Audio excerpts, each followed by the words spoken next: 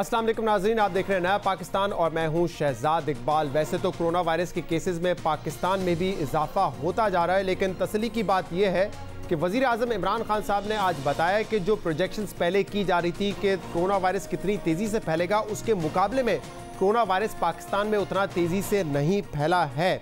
आज वज़ीर आज़म ने बताया कि हमारी प्रोजेक्शंस थी कि 25 अप्रैल तक 50,000 पॉजिटिव केसेस सामने आएंगे, लेकिन ऐसा नहीं होता हुआ नजर आ रहा।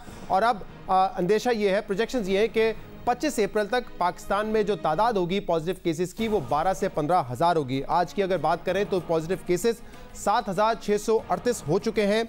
और अच्छी बात यह है, तसल्ली की बात यह है कि 1832 लोग इनमें से रिकवर हुए हैं।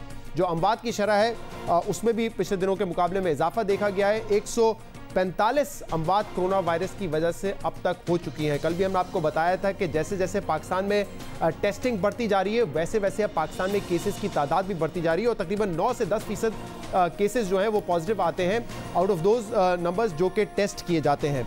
इमरान खान ने यह बताया है कि जो पीक होगा इसका वो 10 से 20 मई तक होगा और उस वक्त मुमकिन है कि हमारे अस्पतालों पर बोझ बढ़ता हुआ नजर आए।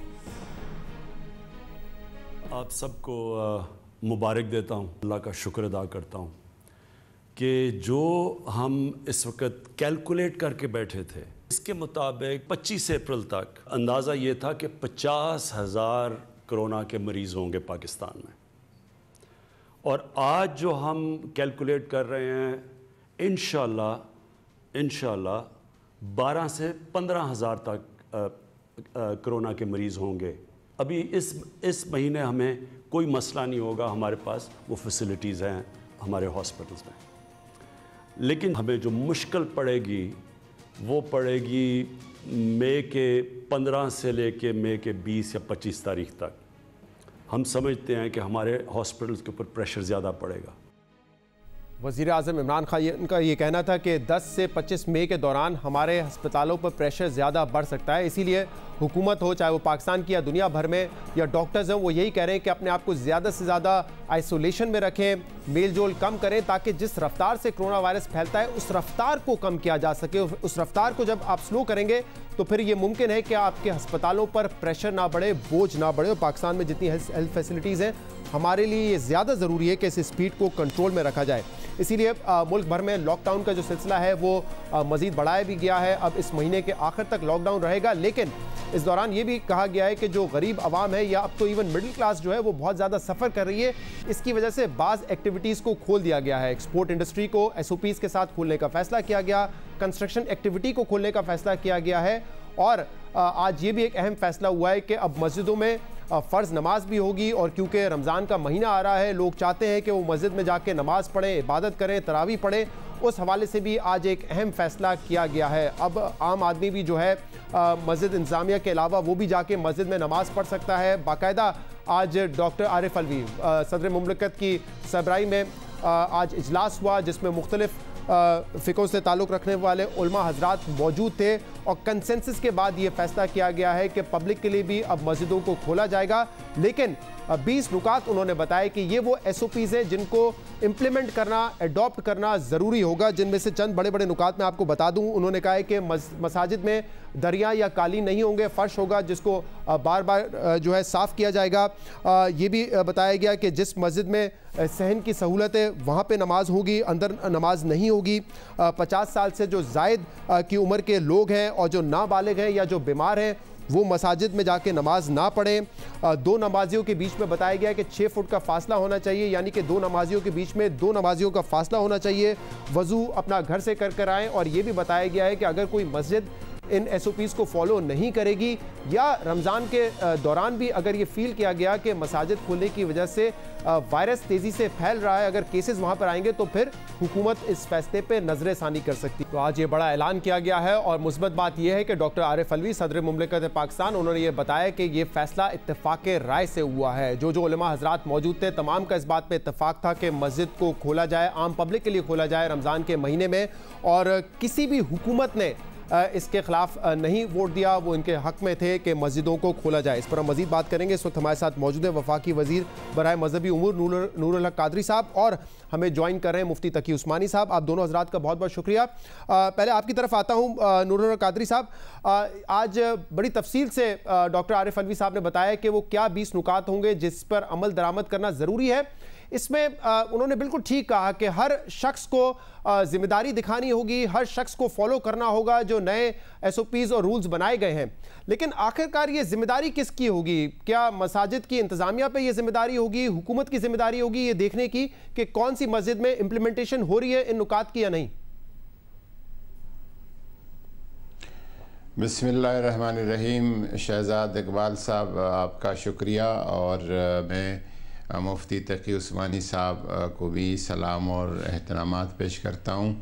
आज सदर हाउस में जिस तरह आपने बताया, एक बहुत तफसीली तकरीबन 3 घंटों पे मुहित नशिस्त के बाद एक ये जो 20 नुकाती एलामिया या SOPs या तरीक़ाकार लाएहमल रमज़ानुल मुबारक के लिए जारी कर दिया गया है और इस पे काफ़ी एक डिस्कशन के बाद, एक 2-3 दिन के रिहर्सल के बाद सूबाई हुकूमतों से हमने इस पे राय ली और इंतज़ामी इस हवाले से जो मुश्किलात या ख़दशात पेश हो रहे थे उस सारों को मद्देनज़र रख के उलमाए किराम के नुक्ते नज़र को भी हमने तफसील से सुना और इस नतीजे पे पहुँचे कि ठीक है, पाकिस्तानी कौम का मसाजिद के साथ, इबादतगाहों के साथ, इमाम बारगाह के साथ एक रूहानी और एक बहुत गहरी वाबस्तगी है, तो इसको भी हम रमज़ान मुबारक की मुबारक अय्याम में कायम रखते हैं। लेकिन कुछ शराइत के साथ, कुछ एक तरीक़ाकार के साथ, तो वो आपके सामने है। आपका जो सवाल है कि इस पे अमल दरामद कैसे होगा, मसाजिद की इंतज़ामिया की तकरीबन हर मस्जिद की कमेटी है, अगर कहीं नहीं है तो वो रमज़ान मुबारक के लिए एक स्पेशल कमेटी बनाएगी और वो ताउन करेगी डिस्ट्रिक्ट एडमिनिस्ट्रेशन के साथ और मुतल्लिका जो पुलिस स्टेशन है या थाना है या लॉ इन्फोर्समेंट एजेंसीज़ है, सबके साथ उनका ताउन रहेगा और मुश्तरका तौर पर ये ज़िम्मेदारी जिस तरह हुकूमत या रियासत की है, हमने ये बोझ उलमाए किराम पे भी डाला है कि वो अपने तौर पर भी जिस तरह एहतमाम, इंतज़ाम, सख्ती से अमल दरामद का इन उसूलों पर और इन लाएहमल पर कर सकते हैं, सही तो करेंगे इंशाअल्लाह। अच्छा कादरी साहब, ये भी फरमाइएगा कि ये जो है पब्लिक के लिए मसाजिद को खोल देने वाला मामला, ये पहली रमज़ान से शुरू होगा या आज से ही शुरू हो गया है कि जो मसाजिद इन SOPs को अडॉप्ट कर लेती हैं वहाँ पे फ़र्ज़ नमाज पब्लिक के लिए शुरू हो जाएंगी?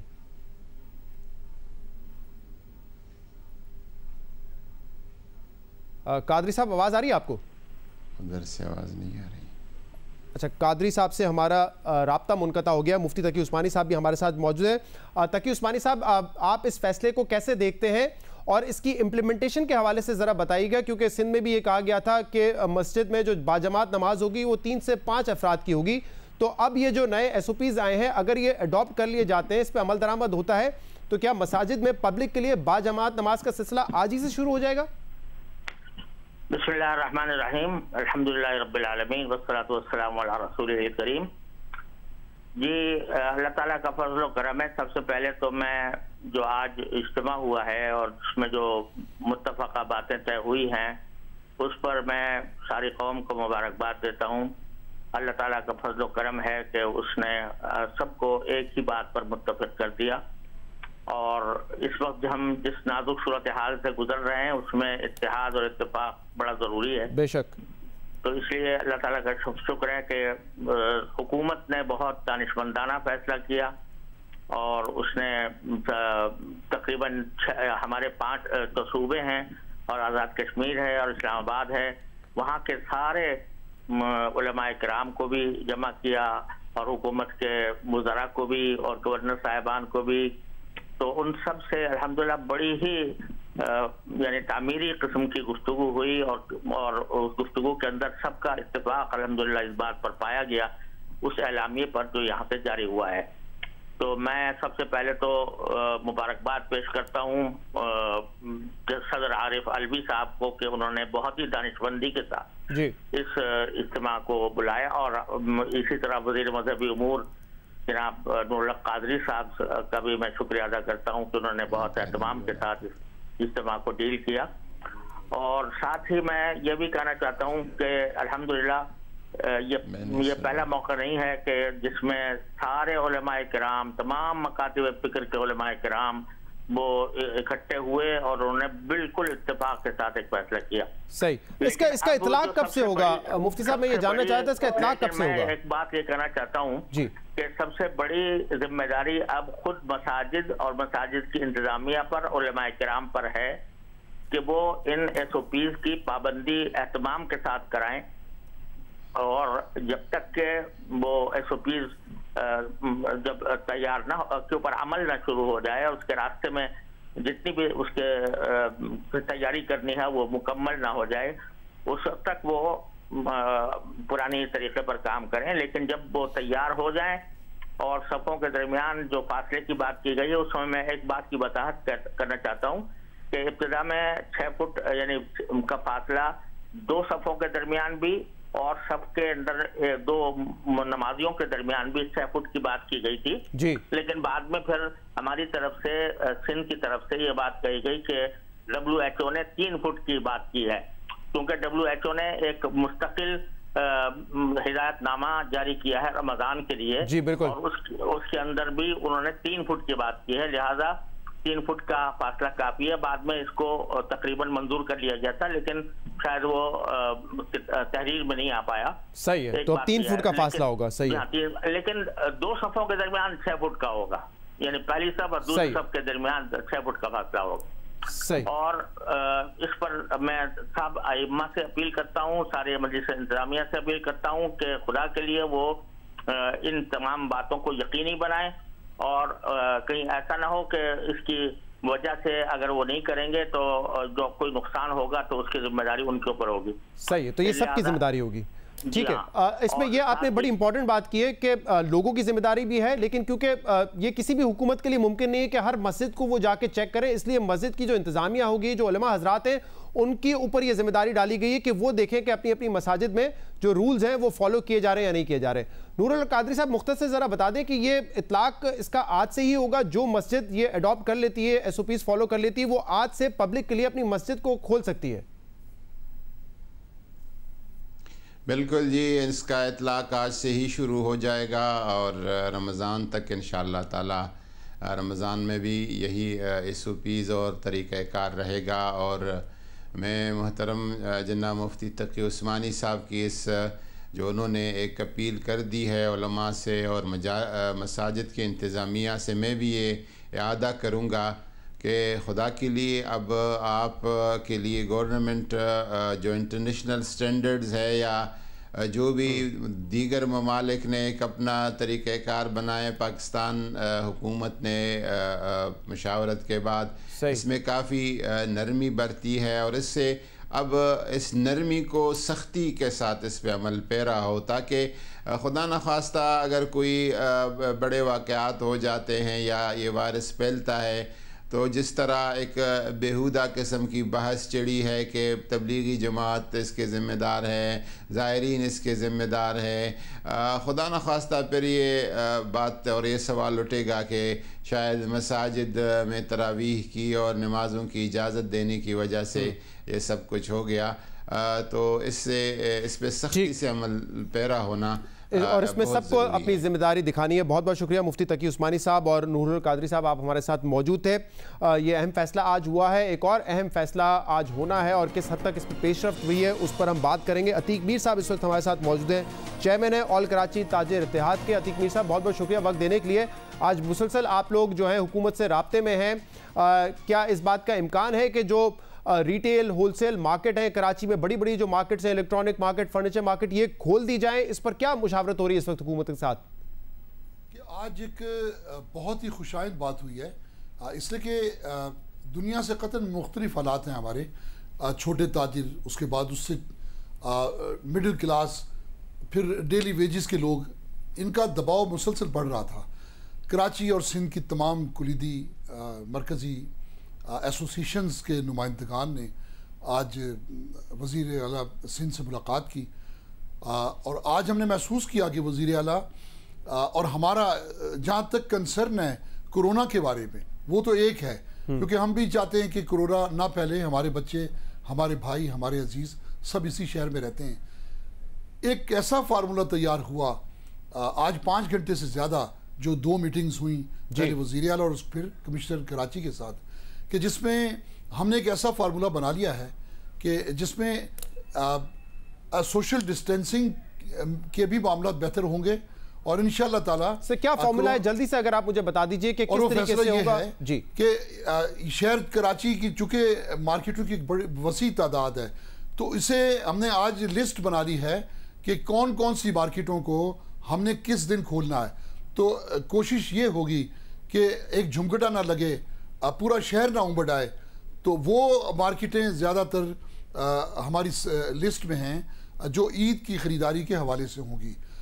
लेकिन उसमें एक बात है एहतियात की जो मैं अपने शेयर करना चाहता हूँ अपनी ताजिर बरादरी से भी, कि ये तमाम तर फैसले मशरूत हैं उस एहतियात से जो हमने एक कोरोना वायरस से बचाव के तहत करनी है। सर मैं चाहूँगा इस पर हम तफसील से भी बात करें, क्योंकि ज़्यादातर मार्केट्स गालिबन कल से ही खुलना शुरू हो जाएंगी या इसमें वक्त लगेगा?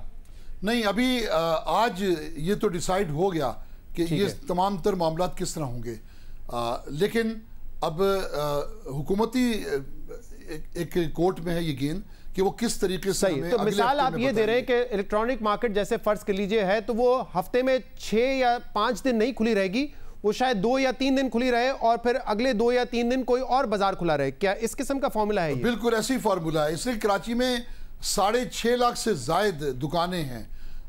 अगर एक दिन खुल जाएं तो यकीनन फिर 35 से 40 हज़ार कस्टमर्स भी होंगे।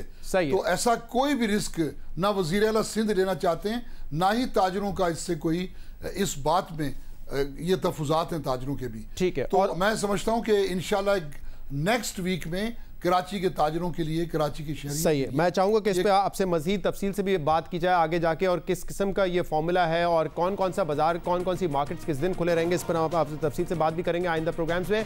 फिलहाल प्रोग्राम में शामिल करते हैं एक ब्रेक और उसके बाद एक और इशू पर बात करेंगे। हमारे साथ रहिए। आज जब वज़ीर आज़म इमरान खान ने ब्रीफिंग की तो उन्होंने ये भी कहा कि इस कोरोना वायरस के इशू पे हमें चाहिए कि सियासत नहीं होनी चाहिए, बड़ा अहम मामला है इस वक्त, पूरे मुल्क को चाहिए कि इत्तेफाक राय से जो फैसले हो रहे हैं उनको ओन करें और इस पर सियासत नहीं होनी चाहिए। इमरान खान ने इस हवाले से क्या कहा, सुनिए जरा। पहले दिन से जो भी चीज़ें की वो आज अल्लाह का करम है ठीक निकल रही हैं, उसके बावजूद ज़बरदस्ती एक सियासी रंग दिया जा रहा है। जब हम कोऑर्डिनेशन से सब कुछ करते हैं तो ये क्या ज़रूरत है कि एक तरफ सारे मान जाते हैं कि हाँ जी ठीक है, कंसेंसस से फैसला हो जाता है, उसके बाद उनकी जमात के कोई लीडर कोई और स्टेटमेंट दे देते हैं। रिक्वेस्ट करूँगा सबसे कि ये इसके ऊपर सियासत जब जो 2-3 हफ्ते से हो रही है इसको बंद करें। वज़ीर आज़म इमरान खान ने आज ये बात कही थी और वज़ीर आज़म साहब ने कहा कि सियासत इस पर नहीं होनी चाहिए, लेकिन इम्पॉर्टेंट ये भी है कि वो अपनी जमात के लोगों को भी मैसेज दें। पिछले हफ्ते से जिस किस्म की सियासी बयानबाजी हो रही है वो एक तरफा नहीं है। पाकिस्तान तहरीक इंसाफ के रहनुमा, चाहे वो अली जैदी हों, चाहे वो डॉक्टर शहबाज गिल हों, चाहे वो फैसल वापडा हो, वो तमाम लोग भी आके बात कर रहे हैं। और अगर वो ये जवाब पेश कर रहे हैं कि हम तो सिर्फ जवाब दे रहे हैं, तो मेरे ख्याल से अगर सियासी टेम्परेचर को नीचे करना है तो वज़ीर आज़म साहब को कहना चाहिए अपने लोगों को कि जवाब देना भी ज़रूरी नहीं है। अगर शिकवा जवाब शिकवा होगा तो मामला इसी तरह चलता रहेगा। लेकिन अहम बात यह है कि कल बिलावल भुट्टो ज़रदारी साहब, जिनकी तरफ गालिबन इशारा कर रहे थे इमरान खान, उन्होंने ये ट्वीट भी किया था जिसमें उन्होंने कहा था कि इस वक्त जो ग्लोबल पेंडेमिक है उसमें रिलीफ पैकेज अनाउंस नहीं किया गया डॉक्टर्स के लिए, नर्सेस के लिए, जो फ्रंट लाइन फाइटर्स हैं, और इवन जो डेली वेजेस हैं, जो दिहाड़ीदार तबका है, उसके लिए भी कोई पैकेज अनाउंस नहीं किया गया, जो कि इस लॉकडाउन में सबसे ज़्यादा मुतासर हुआ है। लेकिन वज़ीर आज़म ने कंस्ट्रक्शन इंडस्ट्री के लिए पैकेज दे दिया है। तो अगर हम ऐसा करेंगे कि हम मुनाफे को इंसानी ज़िंदगी पे तरजीह दें तो इससे हेल्थ क्राइसिस पैदा हो सकता है। फेडरल गवर्नमेंट की जो प्रायोरिटीज़ हैं वो गलत हैं और उन्होंने कहा है कि इससे पूरा मुल्क मुतासर हो सकता है। ये बिलावल भुट्टो ज़रदारी साहब का कल ट्वीट आया कंस्ट्रक्शन एक्टिविटी जो पैकेज दिया गया है उसके हवाले से। लेकिन चंद रोज़ पहले जब कंसेंसस से फैसला हुआ तो चीफ मिनिस्टर मुराद अली शाह साहब ने उस दिन क्या बात की थी, इस हवाले से वो ज़रा सुन लीजिए। मैं प्राइम मिनिस्टर को इस पे मुबारकबाद दूंगा कि उनकी कामयाबी है कि सबको साथ मिला के और ये SOPs पे एग्रीमेंट हुई। अब सब ने फॉलो करने। हमने ये ज़रूर कहा था कि हमें समझ नहीं आ रही कि कंस्ट्रक्शन को खोलने की इस वक्त क्या वजह है, क्या बात है।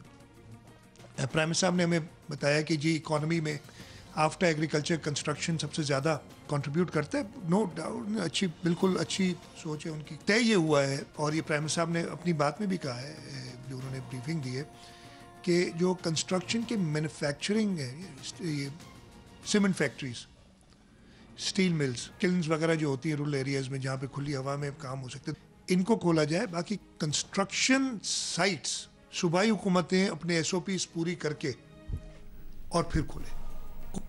तो मुराद अली शाह साहब कह रहे थे कि कंसेंसस से फैसला हुआ है, हमें बताया गया कि लेबर तबका इससे वाबस्ता है, इसलिए खोलना ज़रूरी है। लेकिन बिलावल भुट्टो साहब इस पर तनकीद कर रहे थे। नासिर अली शाह, सीनियर रहनुमा पाकिस्तान पीपल्स पार्टी, इस वक्त हमारे साथ मौजूद हैं। नासिर अली शाह साहब, बड़ी तफसील से उस दिन मुराद अली शाह साहब ने प्रेस कॉन्फ्रेंस की, कंस्ट्रक्शन एक्टिविटी किन SOPs के तहत खोली जाएगी वो बयान किया। कहा कि इनिशियली हमें नहीं समझ आ रहा था, वज़ीर आज़म ने समझाया, उनका शुक्रिया भी अदा किया कि जिस तहम्मुल से उन्होंने सुना। एक बात पर अगर कंसेंसस हो जाता है, फैसला हो जाता है, तो बाद में तनकीद क्यों हो रही है? बिलावल भुट्टो कह रहे हैं कि ये वक्त नहीं था, कंस्ट्रक्शन पैकेज देने से नुकसान होगा, मुनाफे को तरजीह दी जा रही है इंसानी जिंदगियों पे, और इससे जो नुकसान होगा पूरे मुल्क को भुगतना पड़ेगा। बिलावल साहब ये बात कर रहे हैं, उस दिन वो मुराद अली शाह साहब तारीफ कर रहे थे। बिस्मिल्लाहिर्रहमानिर्रहीम, अल्लाहुम्मा सल्ली अला मुहम्मदिन व आले मोहम्मद। शहजाद इकबाल साहब, इशू ये है कि असल तो हम लोग CM सिंध या जिस तरह हमारे चेयरमैन साहब ने कहा है, हमारा तो चाहते हैं कि प्रॉपर लॉकडाउन हो जिसमें ये सारी चीज़ें बाद में खोली जाएं। और 15 दिन के लिए था, काफ़ी अरसे से कह रहे थे चीफ मिनिस्टर साहब, 26 तारीख से 26 फरवरी से हम इस पर काम कर रहे हैं। और लेकिन अब जब एक आपस में कंसेंसस हुआ, बिल्ट हुआ है, तो हम चाहते हैं कि प्राइम मिनिस्टर साहब ने जो कहा है हम अपने तौर पर SOPs बनाकर उनको यहाँ पे शुरू कराएंगे, ये जो भी उन्होंने कह दिया है। चेयरमैन साहब अगर वैसे हमें मना कर दें किसी चीज़ से, तो आपके इल्म में है कि चेयरमैन बिलावल भुट्टो जरदारी साहब पीपल्स पार्टी के चेयरमैन हैं, सिंध में उनकी गवर्नमेंट है, वो अगर कहेंगे तो चीफ मिनिस्टर साहब भी, हम सब भी जो वो कहेंगे वो मानेंगे। लेकिन उन्होंने ऐसा नहीं कहा, ना ही हमें मना किया, बल्कि उन्होंने कहा है कि फेडरल गवर्नमेंट के साथ आप सपोर्ट करें। और आपके इल्म में भी है कि पहले दिन चेयरमैन साहब ने कहा था कि प्राइम मिनिस्टर साहब हम आपके साथ हैं इस आफत की घड़ी में और हम सब साथ काम करेंगे। तो ये इस वजह से, लेकिन असल प्रायोरिटी जो है सर वो ये है कि लोगों को बचाया जाए और जितना हो सके वो महफूज रहे। इस पर हम आज भी बात करते हैं। पर ये तनकीद करते आए थे कि वो लॉकडाउन के हवाले से लोगों को कंफ्यूज ना करें। अब बिलावल साहब का ये स्टेटमेंट, एक दफा आप कहते हैं कि कंसेंसस हो गया, देखें आप क्या चाहते हैं वो इंपॉर्टेंट नहीं है, इंपॉर्टेंट ये है कि आपने क्या फैसला किया। आप लोगों ने कहा कंसेंसस से फैसला हुआ, फिर आप उस फैसले पे खड़े रहें। अगर आप ही की पार्टी के चेयरमैन ये तनकीद करेंगे कि ये कंस्ट्रक्शन एक्टिविटी खोलने का वक्त नहीं है, इंसानी जिंदगी को तरजीह नहीं दी जा रही, मुनाफे को तरजीह दी जा रही है, इससे कंफ्यूजन फैलती है। अब मुझे बताइए, ये एक रिस्क तो पूरी दुनिया ले रही है, जो बिजनेसेस खोले जा रहे हैं। खुदा ना खास्ता इससे कुछ मसला होता है तो फिर बिलावल भुट्टो कहेंगे मैं पहले ही कह रहा था, जबकि फैसला सिंध हुकूमत ने भी किया है। अगर फैसला आप लोगों ने मिलकर किया, स्टैंड बाय इट। देखिए, हमने फैसला ये इस लिहाज से नहीं किया, हम तो नहीं चाहते थे, लेकिन जाहिर है एक मुल्की हालात की वजह से जब हम सब लोग एक पेज पे होंगे तो उसके बेहतर रिजल्ट आएंगे। हमने तो इस वजह से इस बात को माना है, अदरवाइज तो हम तो प्रॉपर लॉकडाउन की बात कर रहे हैं कि वो होना चाहिए। मैं अर्ज करूं, हम पर बड़ी तनकीद की जाती है, एक तो तनकीद करनी नहीं है, हम प्राइम मिनिस्टर साहब के साथ हैं, उनके वुज़रा, वफाकी वुज़रा, उनके तर्जुमान जो मर्जिया कहें, हम उनकी कोई बात, गलत बात का जवाब है ही नहीं। हमने काम करना है, हमने मिलकर काम करना है। सिर्फ एक बात जो उनके वुज़रा साहिबान कहते हैं कि सिंध गवर्नमेंट फंस गई है, अब वो प्राइम मिनिस्टर साहब को कह रहे हैं भाई ऐसा बिल्कुल नहीं है, हम नहीं फंसे। इस वक्त भी जो कुछ हम यहाँ पे कर रहे हैं उसमें 80% अपने बिल बोते पे है। चीफ मिनिस्टर ने मैं तो उन वज़रा के बयान पे जा ही नहीं रहा, क्योंकि मेरे ख्याल से दो अहम लोग हैं सर अगर इस डिबेट में। आप खुदारा दिए ही ना करें। नहीं, देखिए कैप्टन सिंध में मुराद अली शाह है, वफाक में इमरान खान साहब है, हमें भी ना दिया करें ध्यान। सर जो लोग मैटर करते हैं वो मुराद अली शाह है, इमरान खान है, आपकी पार्टी के चेयरमैन, बिलावल है, नीचे सियासत होती रहती है, उसको फिलहाल हम इग्नोर कर देते हैं। लेकिन मैं ये कह रहा हूं कि अभी भी आप ये कह रहे हैं कि हम चाहते नहीं थे, आप चाहते हैं। मुराद अली शाह साहब कह रहे हैं कि हमने कंसेंसस से फैसला किया। देखिए आप दो कश्तियों में नहीं सवार हो सकते कि हम चाहते नहीं है, हम मजबूर, या तो सर एक सेकंड मेरा सवाल सुनिए नासिर साहब, या तो आप ये कह दें कि हमने फैसला मजबूरी में किया है, हम नहीं चाहते और हम देखेंगे किस हद तक कर सकते हैं। ये बॉडी लैंग्वेज नहीं थी, वो शुक्रिया अदा कर रहे थे कि वजीर आजम ने वक्त दिया, हमारी बातें सुनी और हम कंसेंसस के साथ फैसला कर रहे हैं। जब आप कहते हैं कि कंसेंसस के साथ फैसला कर रहे हैं, फिर आप ये नहीं कह सकते कि हम ये चाहते नहीं थे, हम फलाना नहीं चाहते थे। शहजाद भाई, अभी आपने जो चीज़ दिखाई चीफ मिनिस्टर साहब की, उसमें ये सब कुछ है। वो चाह रहे थे कि हम नहीं चाहते, लेकिन प्राइम मिनिस्टर साहब का फैसला है इसलिए हम कर रहे हैं। हम चाह रहे हैं कि कंस्ट्रक्शन इंडस्ट्री या मईशत ये बाद में भी सुधर जाएगी, लेकिन इंसानी जिंदगी ज्यादा अहम है। लेकिन आपने तो दिखाया जिस पे वजीर आला साहब उन्होंने ये कहा कि हम नहीं चाहते थे, क्लिप दिखाया, लेकिन वजीर आजम ने हमें एक्सप्लेन किया कि दिहाड़ीदार तबका इससे वाबस्ता है। सुन लीजिए, उसके बाद वो कह रहे हैं कि कन्विंस हो गए कि एसओपीज के साथ खोलना है। जब वो कह रहे हैं मैं कन्विंस हो गया कि एसओपीज के साथ खोलना है, इसका मतलब आप उस फैसले पे खड़े हो। फिर आप ये नहीं कहे कि हम चाहते नहीं थे, हम ये नहीं चाहते थे। आपका सूबा है, 18वीं तरमीम है, आप फैसले वही करेंगे जो आपकी हुकूमत चाहेगी। एक अच्छा तासुर देने के लिए हम आज भी उस पर खड़े हैं, ऐसी कोई बात नहीं है। लेकिन चेयरमैन साहब ने जो ट्वीट किया है वो एक हकीकत है कि मईशत बाद में भी संभल सकती है, सब चीज़ हो सकती है, ऐसा नहीं है। एक तरफ देखिए, हमें हमारे दोस्त कहते हैं कि आप डराते हैं, चीफ मिनिस्टर सिंध आकर डरा रहा है लोगों को, आप डेटा ऐसा दे रहे हैं कि लोगों में खौफ है, रात में ऐसा न करें। नासिर साहब इसको थोड़ा सिंप्लीफाई कर देते हैं। मैं आपसे अर्ज करता हूं, अब मुझे ये बता दीजिए शहजाद भाई, एक मिनट सुन ले। मैं अगर सबसे कहूं कि घरों पे रहें, महदूद रहें और बाहर ना निकलें, और इधर से मैं कहूं ये सब ठीक है, तो सब मेरी ज़हनी कैफियत पर हंसेंगे ना। आपको सर फैसला तो कह रहा है सब ठीक है, फिर हमें कह रहा है घरों में रहो। फैसला वो करना है जो कि फैसला आपकी नजर में ठीक हो। आपके ख्याल में ये जो फैसला अब किया गया है कंस्ट्रक्शन सेक्टर से मुतल्लिक एसओपीज के साथ उसको खोलने का, क्या ये दुरुस्त फैसला है, हाँ या नहीं? इस पर क्या राय है आपकी? सर हम ये चाहते थे कि ये बाद में हो, जब प्रॉपर लॉकडाउन 15 दिन का मुकम्मल होने के बाद शुरू हो, लेकिन एक अच्छी फिजा को बरकरार रखने के लिए हम अपने एसओपीज बना रहे हैं और उन पर जो अमल करेगा उसको इस तामीराती काम में इजाजत। बहुत बहुत शुक्रिया। नासिर अली शाह साहब हमारे साथ मौजूद थे। प्रोग्राम में शामिल करेंगे एक ब्रेक और इसके बाद एक और अहम इशू पे बात करेंगे। हमारे साथ रहिए। दुनिया भर में जहां एक तरफ कोरोना वायरस की वजह से आलमी मईशत और मुख्तलिफ सनतों को शदीद नुकसान हुआ है, वहीं दूसरी तरफ टेलीकॉम एक ऐसा सेक्टर है जो इस जहमत को अपने और दूसरों के लिए रहमत में तब्दील कर सकता है। क्योंकि इस वक्त पूरी दुनिया में लॉकडाउन है, पूरी दुनिया लॉकडाउन का शिकार है और आवाम के घरों में रहने की वजह से मोबाइल फ़ोन के इस्तेमाल में इजाफा देखा गया है। आलमी वेबसाइट स्टैटिस्टा के मुताबिक दुनिया भर में कोरोना वायरस की वजह से स्मार्टफोन के इस्तेमाल में 70% इजाफा हुआ है। कोरोना वायरस की वजह से जो न्यू नॉर्मल या जो नया तर्ज ज़िंदगी सामने आ रहा है, इसमें मोबाइल फ़ोन और मोबाइल फ़ोन सर्विसेज की अहमियत ज़्यादा बढ़ जाएगी। कोरोना वायरस की वजह से पूरी दुनिया में ऑनलाइन बिजनेस को बूम मिला है। मुख्तलिफ कंपनीज, चाहे वो बैंक्स हो, होटल्स, फैक्ट्रियाँ हो, उन समेत दीगर शोबों में लोगों को नौकरियों से निकाला जा रहा है। दुनिया भर में अनएम्प्लॉयमेंट की शरह बढ़ती जा रही है। मगर अहम बात यह है कि ऑनलाइन बिजनेस और ई कॉमर्स एक ऐसा शोबा है जहां मजीद नए लोगों को हायर किया जा रहा है। अमरीकी कंपनी अमेजॉन पिछले महीने 1 लाख नई मुलाजमतें दे चुकी है, जबकि इसने मजीद 75,000 लोगों को हायर करने का फैसला किया है। कोरोना वायरस की वजह से ऑनलाइन बिजनेसेस की तरह दूसरे शोबों को भी वुसअत मिल रही है। इस वक्त मुख्तलिफ स्कूल्स, कॉलेजेस और यूनिवर्सिटीज ऑनलाइन क्लासेस ले रही हैं। कई निजी कंपनीज अपने मामलात वीडियो कॉन्फ्रेंसेस के जरिए चला रही हैं और इसीलिए इस पूरी सूरत हाल में मोबाइल फोन्स और टेलीकॉम कंपनीज की अहमियत मजीद बढ़ गई है। इस वक्त पाकिस्तान में 16 करोड़ 50 लाख से ज्यादा मोबाइल कनेक्शंस हैं, जिसमें से 7.5 करोड़ 3G या 4G टेक्नोलॉजी के सार्फिन हैं। मगर दुनिया से मुकाबला किया जाए तो ये नंबर अभी भी काफ़ी कम है, जिसमें मजीद इजाफे की ज़रूरत है।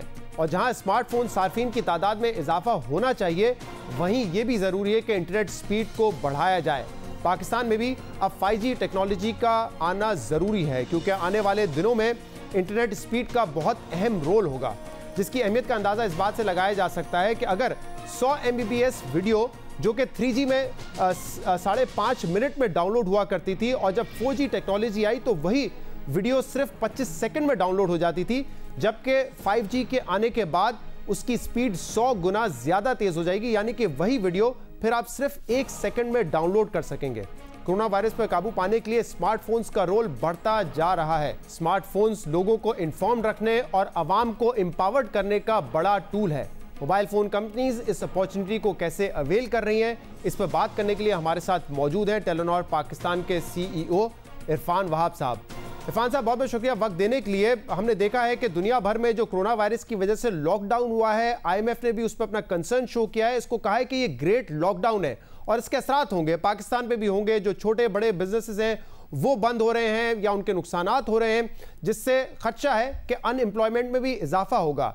जो टेलीकॉम सेक्टर है, क्या उसका आउटलुक भी इसी तरह का है? जो ट्रेंड्स हैं इस वक्त के, वो क्या बता रहे हैं? जी शहजाद, देखें, ये अनप्रेसिडेंटेड एक क्राइसिस है। ना सिर्फ ये एक हेल्थ चैलेंज है सेहत के हवाले से, इसके साथ साथ financial as well as business के लिए बहुत बड़ा। और जैसे आपने कहा कि IMF की फोरकास्ट भी अब -3% प्रोजेक्शन दे रही है GDP की। और इसमें एक और चीज़ ये है कि ना सिर्फ आप देख रहे हैं कि डिस्ट्रप्शन जो है वो सप्लाई साइड पे आ रही है, बट डिमांड साइड पे भी जो लॉकडाउन है उसकी वजह से अफेक्ट हो रहा है। और पाकिस्तान भी इसी वजह से we are part of that same ecosystem.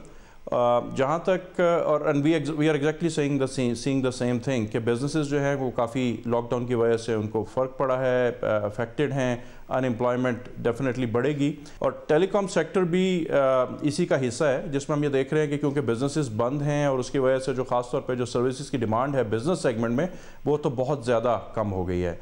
Voice की ओवरऑल यूजेज कम हुई है, जबकि इंटरनेट और डेटा थोड़ा सा बड़ा है। हम देख रहे हैं तकरीबन 15% के करीब ग्रोथ देखने में आ रही है, उसको पॉकेट्स में है।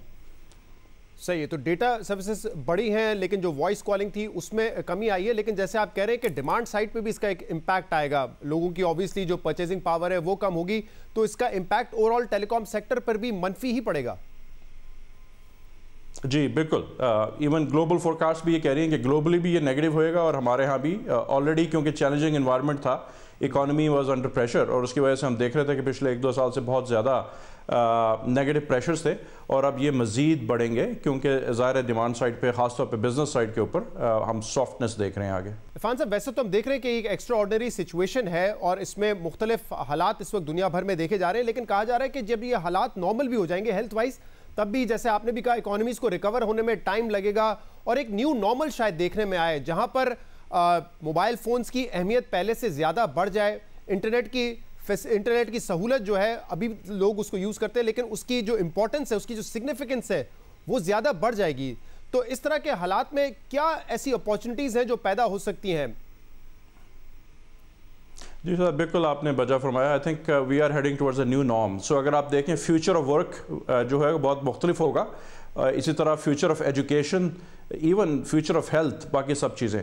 सो we will be truly globalisation के कॉन्टेक्स्ट में आप देखें कि तो टेक्नोलॉजी को लेवरेज करते हुए बहुत से बिजनेसेस जो हैं वो वर्चुअल शिफ्ट हो जाएंगे, कि जो लर्निंग्स अभी सामने आ रही हैं, people will build on those things, जो एक्सपीरियंसेस हैं। बास केसेस के अंदर जहाँ पर इंफ्रास्ट्रक्चर अच्छा है, companies and businesses are also saying कि जी प्रोडक्टिविटी एम्प्लॉय के पॉइंट ऑफ व्यू से बढ़ रही है, देयर इज अपॉर्चुनिटी, उसके साथ साथ कॉस्ट कम करने की भी है बिजनेसेस के लिए। सो पाकिस्तान के लिए भी बहुत ज़रूरी है कि हम इसको स्ट्रेटेजिकली देखें। अगर मैं स्पेसिफिकली मेंशन करूं तो पाकिस्तान आज भी 4th largest free lancing nation है, जिसमें IT और सॉफ्टवेयर की प्रोडक्ट्स की अगर मैं बात करता जाऊं। अब हमें ये देखना है कि किस किस्म की नई टेक्नोलॉजी, जिसमें आर्टिफिशियल इंटेलिजेंस है, ब्लॉकचेन है, रोबोटिक्स हैं, इंटरनेट ऑफ थिंग्स हैं, 5G की बेस पे अपॉर्चुनिटीज़ क्रिएट होंगी। तो उसमें इट डजंट मैटर कि आपका एम्प्लॉई आपके पास न्यूयॉर्क, लंदन, मैड्रिड में है या वो मुल्तान या मर्दान से काम कर रहा है, क्योंकि अगर आप वर्चुअली काम कर सकते हैं तो दुनिया में किसी भी कोने से कर सकते हैं। सो वो जो अपॉर्चुनिटीज़ हैं ये हमारे यूथ के लिए I think they are tremendous. Obviously बहुत सारे बिजनेसेस सफ़र करेंगे, दुनिया भर में कर रहे हैं, लेकिन हमने ये मिसालें भी देखी हैं कि अमेजॉन मजीद लोगों को हायर कर रहा है, डाउन साइजिंग के बजाय वो हायर करने जा रहे हैं। और इसी तरह अगर आप कहते हैं कि ई-कॉमर्स को सपोर्ट मिलेगी, ऑनलाइन बिजनेसेस को फ़रोग मिल सकती है, तो इस किस्म के एनवायरनमेंट में जो मोबाइल फ़ोन सर्विस प्रोवाइडर्स हैं जैसे टेलीनॉर है, वो कहाँ पर कॉन्ट्रीब्यूट कर रहा है इस वक्त और कहाँ कर सकता है? जी देखिए हम ऑलरेडी देख रहे हैं कि पाकिस्तान में भी इकोसिस्टम इससे पहले ही बन रहा था। आपने ई कॉमर्स का जिक्र किया, तो अगर मैं आपको फिगर्स बताऊं कि ई कॉमर्स का जो साइज़ है वो 100% ग्रोथ हुई है पिछले 1 साल में ई कॉमर्स में, और पिछले 3-4 हफ्ते के अंदर ये ग्रोथ और भी ज़्यादा बढ़ रही है because of the lockdown obvious reasons. इसी तरह डिजिटल पेमेंट्स के अंदर भी हमने देखा है कि 100% से ज़्यादा ग्रोथ हुई है। इस वक्त बहुत ज़्यादा जो ट्रेंड है, जैसे इजी पैसा की जो हमारी सर्विस है, इसमें हम देख रहे हैं कि लोग जो हैं बहुत ज़्यादा इंगेज हो गए हैं, उसका थ्रूपुट बढ़ गया है, ट्रांजैक्शंस बहुत बढ़ती जा रही हैं। सो लोगों को अवेयरनेस है, मोबाइल वॉलेट्स बढ़े हैं। जो ये स्पेसेस हैं जो आपने ई कॉमर्स का जिक्र किया, रिटेल का फ्यूचर बहुत बढ़ेगा, पेमेंट्स डिजिटाइजेशन और कैशलेस सोसाइटी की तरफ हम जाएंगे। आज भी अगर आप देखें पाकिस्तान में सिर्फ जो G2P पेमेंट्स है, गवर्नमेंट की अपनी पेमेंट्स हैं, वो तकरीबन $9 बिलियन के करीब हैं, जिसमें सैलरीज हैं, उसमें वेलफेयर सोशल डिस्पर्समेंट शामिल हैं, पेंशन्स हैं। ज़्यादातर आज भी हम पूरी तरह से इसको डिजिटाइज हमने नहीं किया। So I think there are bigger opportunities for us to start with those things जो कि ऑलरेडी एस्टेब्लिश हैं, और आहिस्ता आहिस्ता हमें भी कैशलेस सोसाइटी की तरफ जाना होगा। तो इस हवाले से अवेयरनेस होना बहुत ज़रूरी है यूथ में। टेलीनॉर के पास प्रोग्राम्स हैं इस हवाले से कि एजुकेट किया जाए लोगों को ज़्यादा से ज़्यादा, ताकि वो भी काम कर सकें और ऑनलाइन सर्विसेज को इस्तेमाल करके अपने बिजनेस डेवलप कर सकें। जी बिल्कुल, इसमें बहुत सा काम हो रहा है मुख्तलिफ जगहों पे, इंक्लूडिंग टेलीनॉर बहुत एफर्ट कर रही है इसके अंदर। हमने बहुत अभी जो एक कंट्रीब्यूशन हम कर रहे हैं रिलीफ कोरोना रिलीफ फंड में, उसमें बहुत बड़ा हमारा फोकस जो है वो ऑनलाइन एजुकेशन, ऑनलाइन लर्निंग के ऊपर है, जिसमें मिसाल के तौर पे एक DG स्किल का प्रोग्राम है वर्चुअल यूनिवर्सिटी का और इग्नाइट का, जिसमें तकरीबन 10 लाख बच्चे रजिस्टर हुए हुए हैं, जिनमें तकरीबन 1/4 के करीब एक्टिवली लर्न कर रहे हैं। तो एक बहुत बड़ा नंबर ऑलरेडी है।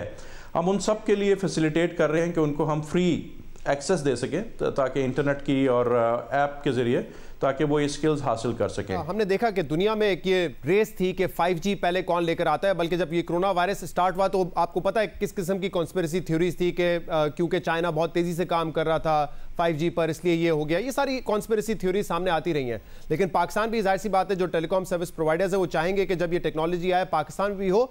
इस वक्त ये मार्केट कितनी इंपॉर्टेंट है और क्या इस पर काम अब ज़्यादा तेज़ी से होगा या जो इकोनॉमिक हालात है उसकी वजह से स्लो हो जाएगा ये 5G का जो लाना है?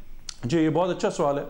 देखें आप जनरली आप देखें कि जो बिज़नेस जो इनोवेशन के लिए या रिसर्च एंड डेवलपमेंट के लिए जो फंड्स मखसूस करते हैं वो आपकी टॉप लाइन से आता है, और जब टॉप लाइन डिप्रेस होगी तो ये एक चैलेंज हो सकता है। लेकिन उसके साथ साथ जो अपॉर्चुनिटी है जो बहुत बड़ी है, जो कि डिजिटाइजेशन की वजह से हम देख रहे हैं, तो मेरा अपना ये ख्याल है कि हम बहुत तेज़ी से हमें अडॉप्ट करना होगा और इसके अलावा हमारे पास कोई चारा नहीं होएगा। लेकिन आज भी आप पाकिस्तान में फंडामेंटली आप देखें तो हमारे यहाँ तकरीबन 1/3 लोग स्मार्टफोन यूज़ कर रहे हैं, 35 से 40% लोग जो हैं वो स्मार्टफोन के उनके पास है। ज़्यादातर लोग आज भी फीचर फ़ोन है, इसका मतलब अपने फ़ोन से इंटरनेट एक्सेस नहीं कर सकते। उसकी एक बड़ी वजह हाई ड्यूटीज़ एंड टैक्सेस हैं फ़ोन्स के ऊपर। सो हमें ये देखना होगा कि कैसे ये डिजिटल इकॉनमी को बिल्ड करने के लिए हमें कुछ जो बैरियर्स हैं, इरिटेंट्स हैं, उनको रिमूव करना होगा गवर्नमेंट को और पॉलिसी मेकर्स को मिलके। इसके अलावा जैसे मैंने शुरू में अर्ज़ किया कि हम देख रहे हैं कि जी डेटा की डिमांड बहुत बढ़ी है इंटरनेट की। हमारे पास दुनिया की मिसालें मौजूद हैं। पिछले 3-4 हफ्तों के दौरान America, Europe, south America, Asia के अंदर, मिडल ईस्ट के अंदर इवन गवर्नमेंट्स ने टेम्परेरी स्पेक्ट्रम रिलीज़ किया है ऑपरेटर्स के लिए, ताकि कस्टमर्स को सहूलत हो सके। तो हमें भी पाकिस्तान में इस तरह के स्टेप्स देखने होंगे ताकि हम अपने आवाम को ज़्यादा से ज़्यादा रिलीफ दे सकें। टेम्परेरी स्पेक्ट्रम से आपकी क्या मुराद है? मिसाल के तौर पे बाज़ इलाके ऐसे हैं पाकिस्तान में जहाँ पे इस वक्त 4G की सर्विसेज नहीं है, और अगर हैं तो वो इतनी कन्वीनियंटली चलती नहीं है, इश्यूज आते हैं। तो अगर टेम्परेरी स्पेक्ट्रम मिल जाए तो वहाँ उन इलाकों में भी आप सर्विस प्रोवाइड कर सकते हैं प्रॉपर्ली? जी बिल्कुल, जैसे आप देखें आज़ाद कश्मीर और गिलगित बल्तिस्तान के ऐसे इलाके हैं जहाँ पर 2006 जब ज़लज़ले के बाद उन्होंने अलाउ किया था मोबाइल ऑपरेटर्स को आने के लिए, उसके बाद से मजीद उन्होंने एयर वेव्स या स्पेक्ट्रम एलोकेट नहीं की, जबकि पाकिस्तान में 3-4 दफ़ा मुख्तलिफ राउंड्स में 3G और 4G इंट्रोड्यूस किया गया। तो आज एक पॉलिसी डायरेक्टिव से ये सब कुछ हो सकता है, और मोबाइल इंडस्ट्री पूरी जो है वो मिलके, क्योंकि इंफ्रास्ट्रक्चर है, बेसिक 2G का इंफ्रास्ट्रक्चर था वहाँ पर और लिमिटेड 3G 4G भी है, उसको काफ़ी तेज़ी से हम इंट्रोड्यूस कर सकते हैं ताकि वहाँ के तालिब इल्म और आवाम और इवन रिलीफ के जो कोऑर्डिनेशन एफर्ट्स हैं वो बेहतर हो सकें। और ये बताइए कि ये 5G के हवाले से आपने कहा कि ऑब्वियसली जब टॉप लाइन सफ़र करती है तो इसमें वक्त लग सकता है, लेकिन शायद अपॉर्चुनिटीज़ ऐसी हैं कि इनोवेशन की तरफ तेज़ी से जाए। कितना टाइम लग सकता है पाकिस्तान में? हम कब देख सकते हैं कि ये 5G आएगा? क्योंकि एक बड़ा ट्रांसफॉर्मेशन थी 3G से, जब 4G पे आया 5G पे जाएंगे, कितना वक्त लग सकता है इसमें? जी मेरे ख्याल में देखें, इसको इंट्रोड्यूस तो अगले मार्केट जहां रेडी होना शुरू होगी एटलीस्ट टॉप एंड के ऊपर, वो 2 से 3 साल में हमारे पास यूज़ केसेस भी आ जाएंगे और हैंडसेट्स भी अफोर्डेबल हो जाएंगे, क्योंकि आज भी उसकी प्राइस और मेरे ख्याल में पूरी दुनिया में अब ये एडॉप्शन काफ़ी तेज़ी से होगी। सो अगले 2 से 3 साल के अंदर हम इसकी इंट्रोडक्शन देख सकते हैं और उसके बाद एक स्केल अप के अंदर मजीद 2 से 3 साल लगेंगे। But this will be a game changer for all of us, I would say. सही, इस वक्त पूरे मुल्क का फोकस, चाहे वो हुकूमतें हैं या कॉर्पोरेट सेक्टर है या आम आदमी जो कि हैसियत रख सकता है, उनकी कोशिश ये है कि इस वक्त जो लोग मुश्किल में हैं उनको मदद फराम की जाए। और टेलीनॉर ने बड़ा ज़बरदस्त इसमें काम किया है। 1.6 बिलियन रुपीज़ आपने मुख्तस किए हैं इस काम के लिए, आपने डोनेट करने का इरादा किया है। एक तो आपने कहा कि ऑनलाइन लर्निंग के हवाले से आप ये स्पेंड करेंगे, बाकी कहाँ कहाँ ये अमाउंट खर्च की जाएगी और किन किन लोगों पर खर्च की जाएगी? जी, सबसे पहले तो जी हमारी जो हमने एनालिसिस किया उसमें जो हमें जो गैप नज़र आया वो हमारे फ्रंट लाइन हेल्थ वर्कर्स हैं, जिनमें डॉक्टर्स हैं, नर्सेज हैं, जिनको प्रोटेक्शन इक्विपमेंट की ज़रूरत है। तो हमने ये फैसला किया है कि हम हलाल अहमर के साथ मिलकर सबसे पहले जो है उनको पर्सनल प्रोटेक्शन इक्विपमेंट और सेफ्टी गियर प्रोवाइड करेंगे। सो एक काफ़ी बड़ा प्रोग्राम है जो हमने रोल कर रहे हैं इंशाल्लाह to protect our front line workers. उसके अलावा जो सेकंड फोकस है वो ऑनलाइन लर्निंग का है। कुछ मैंने आपको एग्जांपल्स दी, उसके अंदर हम इवन इंटरनेशनल पार्टनर्स के साथ मिलकर लिंक्डइन के एडवांस कोर्सेज भी पाकिस्तानी अवाम के लिए लेके आ रहे हैं। तीसरा जो कंपोनेंट है वो हमारे जो गरीब और मुस्तहकीन हैं, जिनको हम फूड राशनिंग और उसके साथ साथ फ्री टेस्टिंग कोरोना की जो है वो करवाने जा रहे हैं। सही है। और आपके पास क्योंकि डेटा होता है कि कौन कितना फ़ोन यूजेज करता है, तो आपके लिए क्या आसानी होती है पता करना कि किस हाउस होल्ड की क्या इनकम होगी, और क्या इस डेटा को भी इस्तेमाल किया जाता है उन तक पहुंचने के लिए? जी देखें, डेटा पूरी दुनिया में माना जाता है कि इट्स 21वीं सदी का गोल्ड है इनफैक्ट, और उससे जो इंसाइट्स जनरेट की जा सकती हैं उसमें बहुत सा काम हो सकता है, जिसमें आजकल इवन कोरोना के कॉन्टेक्स्ट में अगर आप देखें तो पूरी दुनिया में मोबाइल एनालिटिक्स बहुत ज़्यादा यूज़ हो रही है। मोबाइल की यूज़ से हम एग्जैक्टली बता सकते हैं। वी वर्किंग विद अभी ज़कात और उशर की डिस्ट्रीब्यूशन के अंदर भी, और हमने ये डेटा एहसास प्रोग्राम को भी दिया है क्योंकि उन्होंने जब अपना एक्सपेंड करना था बेस कि देख सकें कि लोग इनकम के लेवल्स क्या हैं, बहुत से और पैरामीटर्स जिसको आप देख के डेटा एनालाइज करके उसको प्रोडक्टिव यूज़ में ला सकते हैं, पब्लिक हेल्थ के लिए यूज़ किया जा सकता है। बहुत बहुत शुक्रिया। इरफान वहाब साहब हमारे साथ मौजूद थे। ऑब्वियसली जो दुनिया में एक न्यू नॉर्मल होगा उसमें ऑनलाइन बिजनेस, ई कॉमर्स ये एक इम्पॉर्टेंट रोल प्ले कर सकता है, लेकिन जैसे हमने कहा कि इस वक्त हर किसी का फोकस और प्रायोरिटी ये है कि जो लोग इस वक्त सफ़र कर रहे हैं, जो गरीब आवाम है वो, और जो डॉक्टर्स फ्रंट लाइन पर हैं उनका ख्याल करना है। और इसके लिए टेलीनॉर ने 1.6 अरब रुपए का ऐलान किया है। ये इंपॉर्टेंट है कि तमाम लोग उनकी मदद करें, कॉर्पोरेट सेक्टर भी इसमें आगे है।